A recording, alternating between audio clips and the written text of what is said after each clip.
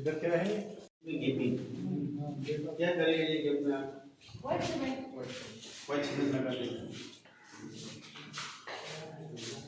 क्या क्या देखा आपने? ये विज़िट करके देखे कि कितना काम कंप्लीट हुआ है।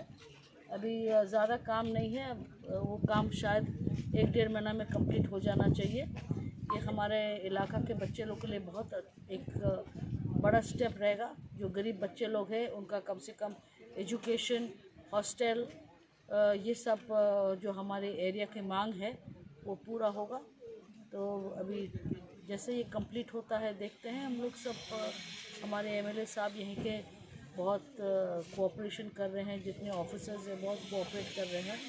तो we are waiting for the school to get completed and all the best to this region ओमपी for letting the school come to your area. कब तक इनॉग्रेशन हो जाएगा मैम?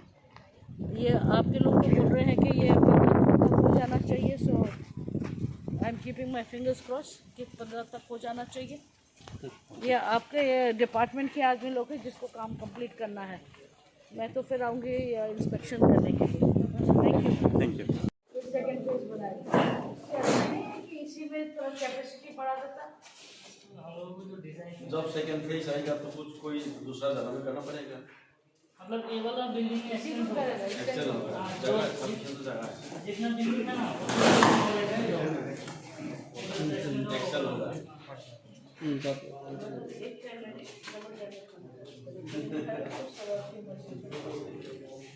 यहाँ 100 लोग बैठ के खाएगा।